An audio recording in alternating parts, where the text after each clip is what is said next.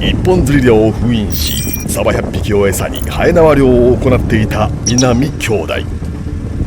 終了間際、ラスト3針でチャンスが訪れる。等間隔で流した仕掛けが列を乱している。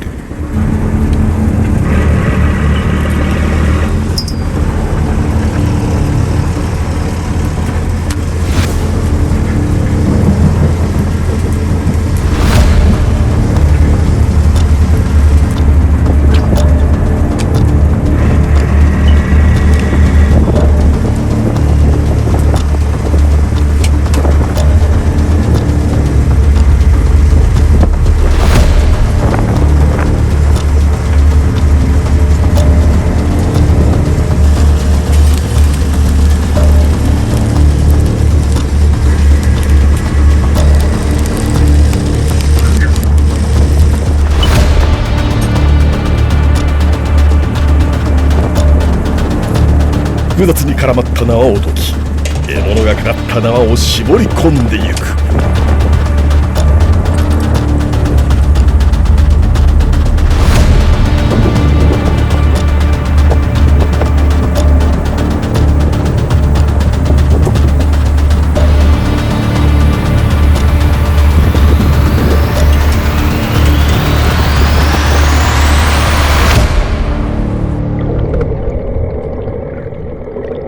龍神。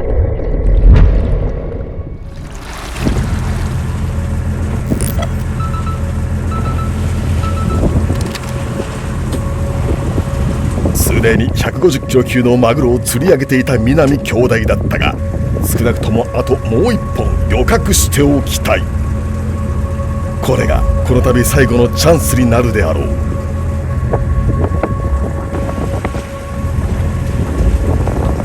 兄義和さん、この場を後にし最後に回すと決断。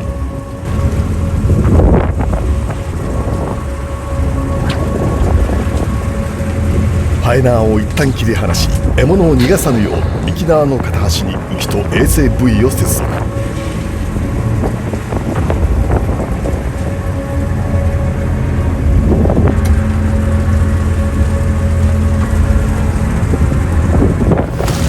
もう一方の幹縄の端には大玉をつなげ、獲物がかかった枝玉を封じ込めた形だ。とっさの反乱で仕掛けを変え、揚げ縄の順番を変える南兄弟得意の手法だ。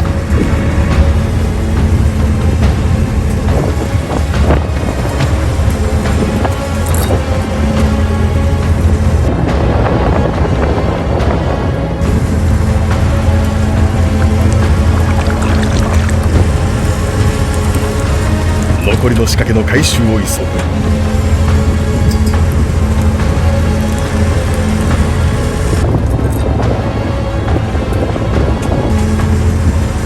後回しにした仕掛けに目を配り、末端のハエ縄を始末する。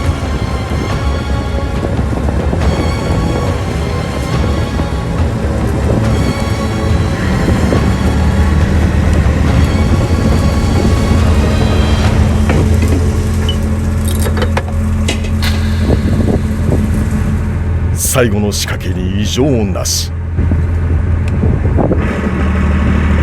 ルートを折り返し、ここで袋状に封じ込めた獲物の捕獲に挑む。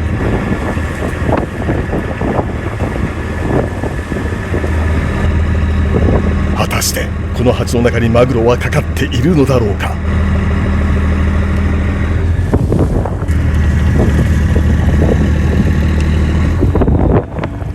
まずは片端の大玉を回収。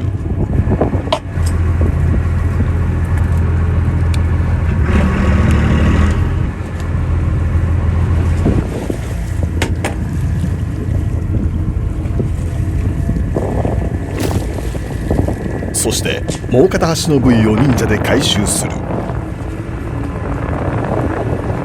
予想外に不気味な静けさを放つ海の表情。獲物は本当にかかっているのか。両端の縄を引っ張り兄弟で挟み撃ちだ。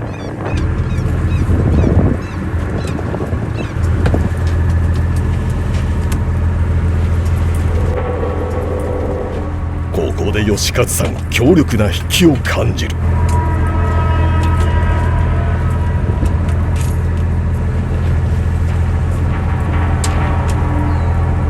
竜兵さん片方の名を急いで巻き上げ機に接続する。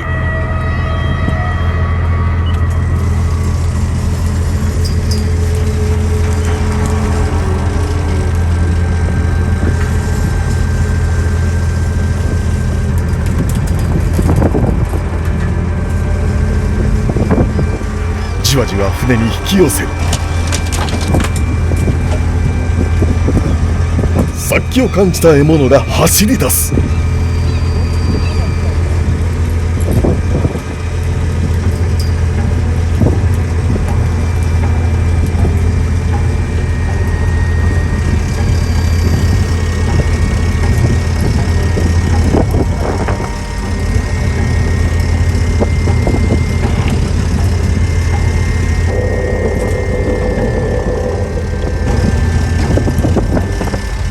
罠にかかり、もはや逃げ場のない魚。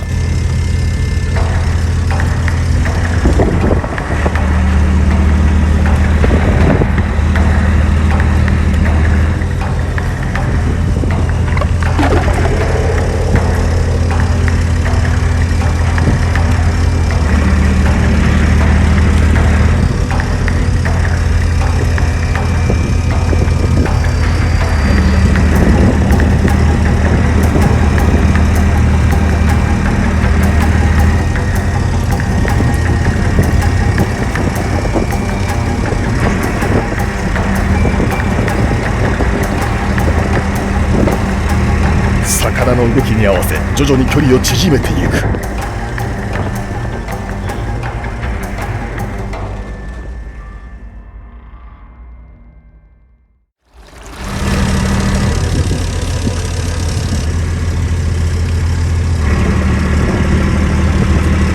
船の向きを巧みに操り応戦。挟み撃ちで魚を追い詰めた南兄弟だが、違和感を覚えたその活性による抵抗は並のものではなかった。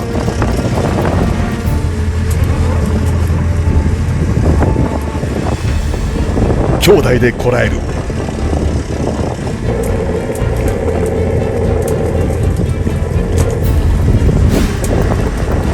野生の怪力でみるみる手ぐすが引っ張られる。ウィンチのドラムが巻き込み停止。おっと、まさか外れたか。なんとここで追い詰めた大物がバレてしまった。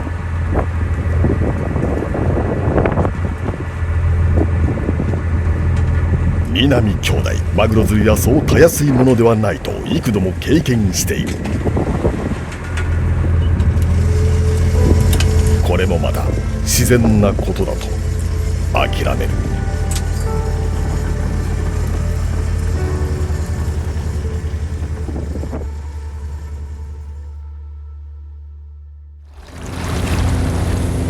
18時間ぶりに洋上での孤独な漁を終え、他の兄弟と仲間が待つ大間港へ寄港する。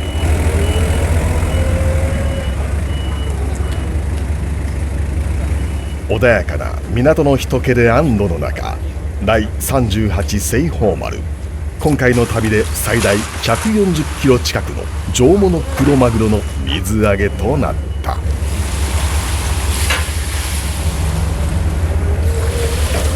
はえ縄漁の発祥は古く、我が国最古の歴史書「日本書紀」などにも漁具千尋縄として記されている。その漁法は一本釣りと比べ魚体に負担をかけず、傷や身の焼けを軽減できるため、豊洲市場でもはえ縄漁のマグロは高値で取引されているという現状である。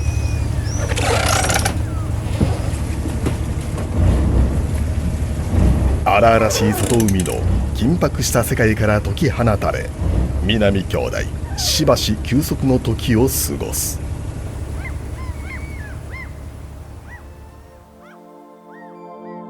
津軽海峡に面した大間漁港を見晴らす高台。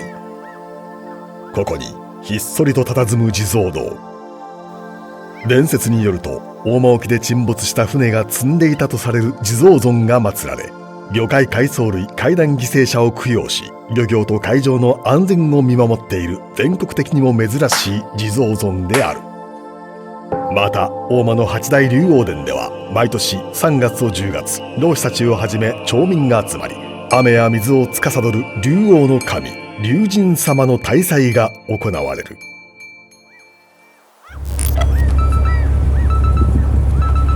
西方丸2週間ぶりの出漁。前日にサバを調達した南兄弟。マグロの脂も徐々に乗ってきた。目的の漁場まで疾走すること4時間の道のり。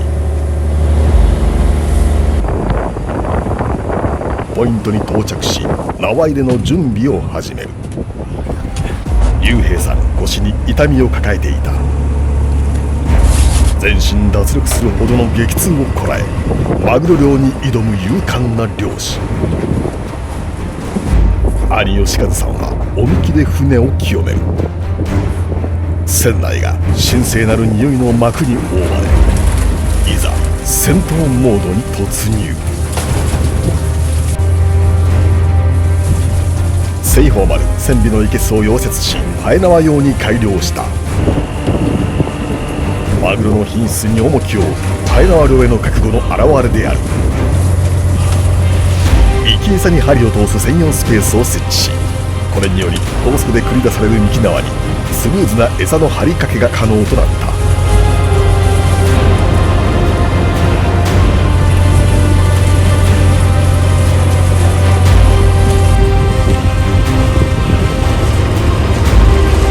気持ちを新たに伝統のはえ縄漁に挑む南兄弟。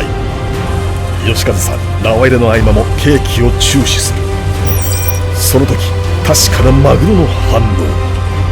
数十本の群れがすぐ近くを泳いでいる。ポイント選びに狂いはなかった。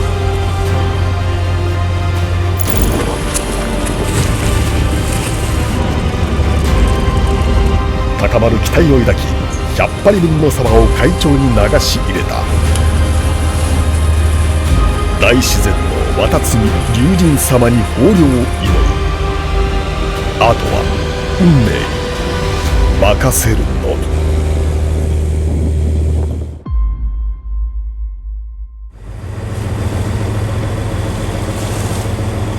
交代で仕掛けに異常がないか夜通し監視する西方丸。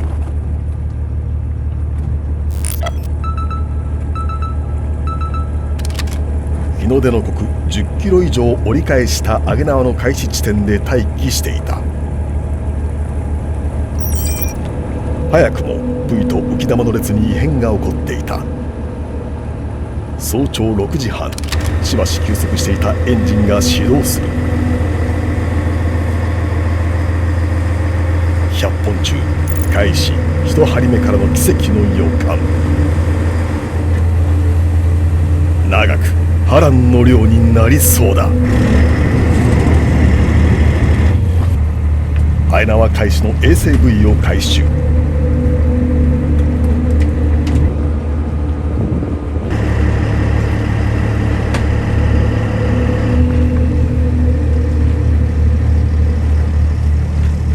1鉢目の浮き玉。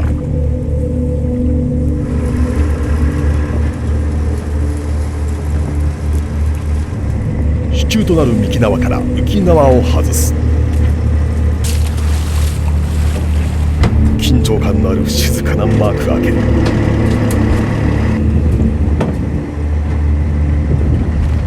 船と直角に海中から光る幹縄が現れ、連結された枝縄を外す。竜兵さんが枝縄を素早く巻き上げ機とつなぐ。針のついた枝縄が一瞬にして前方へ。まずい。船底で手ぐすが切れてしまう恐れが。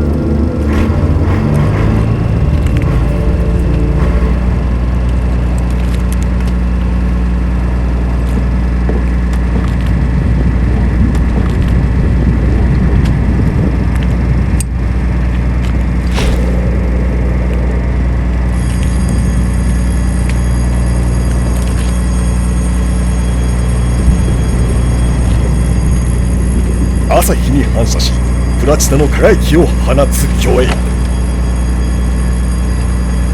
なんとめったにない早朝一針目からの漁獲となった。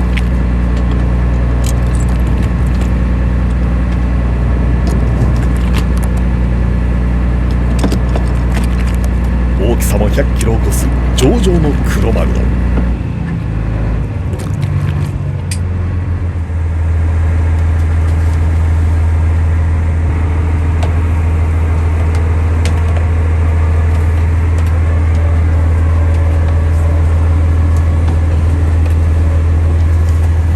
おみきで清められた船内に静かに引き上げられる。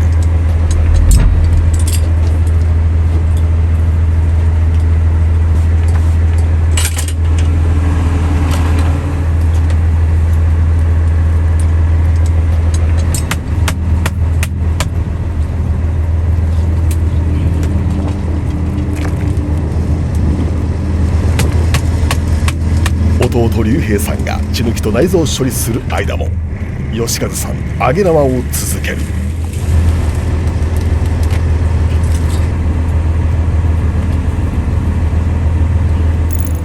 再び怪しい動きの浮き玉を目前に釣り上げたマグロを冷却庫に格納する。開始50分経過、中盤に差し掛かった頃、黄色い風船が立ち揺らめいている。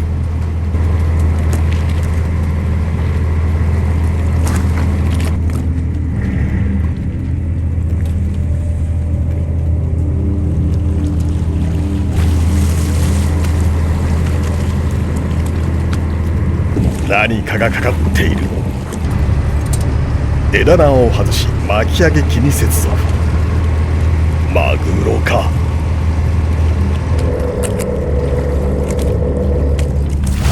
海中から勢いよく現れた黒マグロ。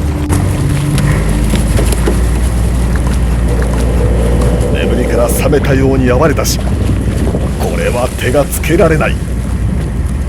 龍平さんショッカーで仕留めにかかる。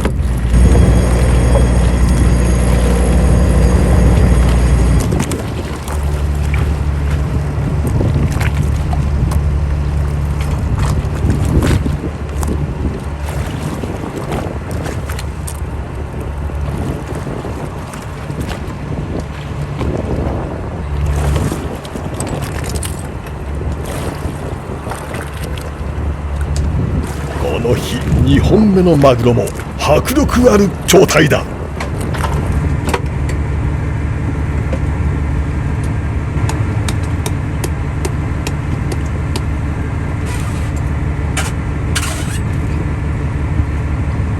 脳天に深々とワイヤーを入れ中枢神経を締める。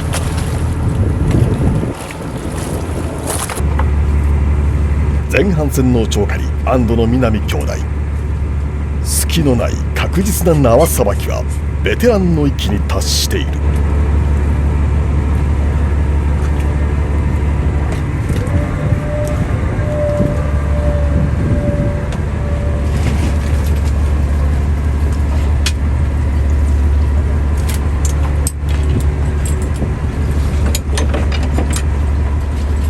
マグロは海面から頭を出した瞬間から劣化が始まる。龍平さん船上に引き上げると同時に下処理を施す。包丁を使い分け満々に分厚い皮で覆われた尾びれ背びれを切り落とし素早くさばいていく。この時の水揚げ時の推定重量はおよそ200キロ。龍平さん腰の痛みは大丈夫か。胸びら脇の動脈を切断し血抜きエラと内臓を除去し冷却するまでが弟龍平さんの仕事だ。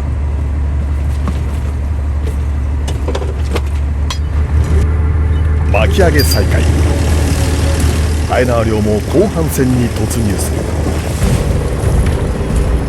ピッチを上げる南兄弟、さらなる巨大マグロに出会うことはできるのか。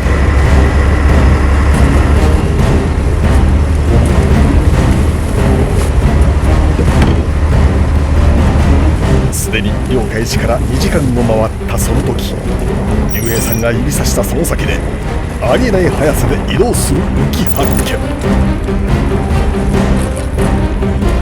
慌ただしい動きが西方丸にも連動する。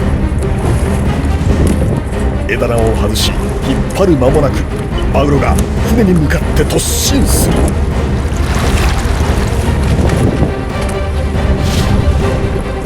なんと彗星のごとく現れた海から特大の棚ぼた状態。そして服を呼び込んだ西方丸に続けてチャンスが訪れる。幹縄を切り離し大玉で片足を固定、袋状にしたもう片方の縄を引き上げ、針をつけた枝縄を回収していく。餌の生き様はほぼ確実に何者かに捕食されている。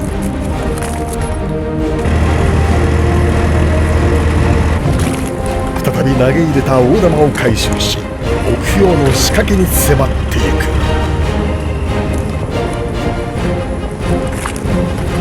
幹縄から浮きのついた縄を取り外す。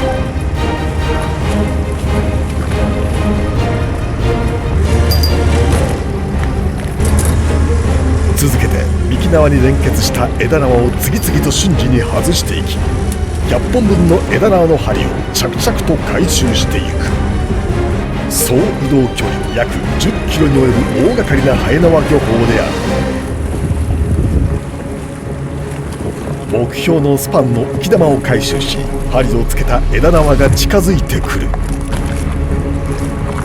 糸ふけを巻き取る間に魚が猛スピードで泳ぎ回る。そして今度は船尾へ。テグスに反応した魚が覚醒する。引きちぎれんばかりの強烈な威力に船と一心同体となり立ち向かう南兄弟。この引きはマグロに違いない。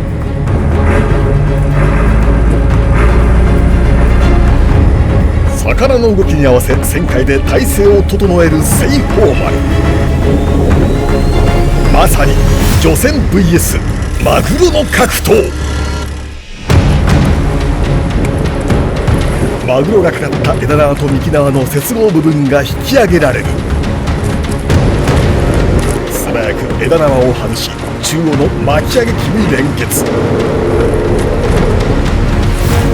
直接対決だ。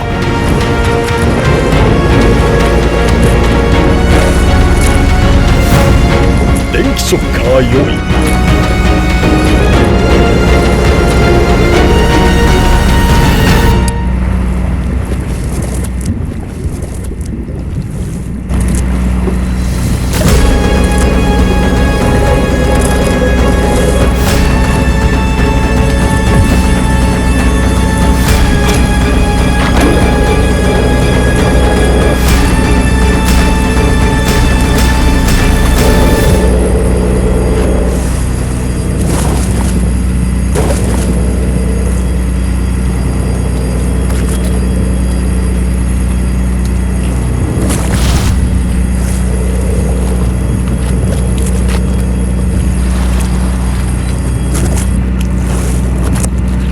魚雷のような怪力マグロと渾身の激闘。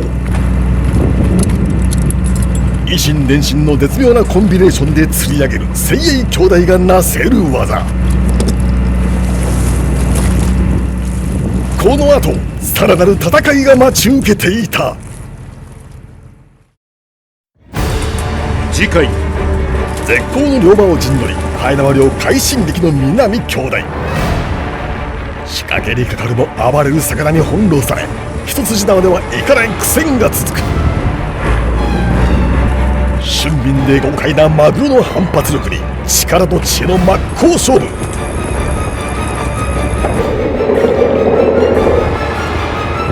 海中でよじれ切ったテグスが物語る太平洋クロマグロの高い身体能力。沈着冷静に縄を解きながら一本の細い枝縄を絞り込んでいく。縦横無尽に泳ぎ回るマグロと小々の漁船の一進一退の攻防戦。こ古来千尋縄から受け継がれたはえ縄漁法。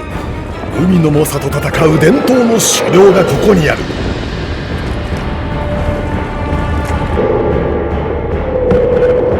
破竹の勢いで遊泳する魚雷マグロを漁具を駆使して捕獲に挑む南兄弟。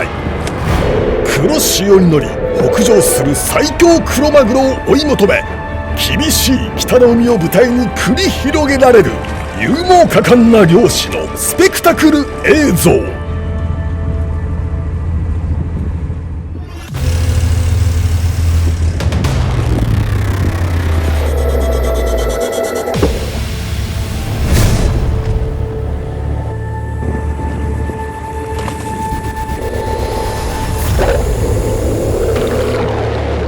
大間のマグロ龍神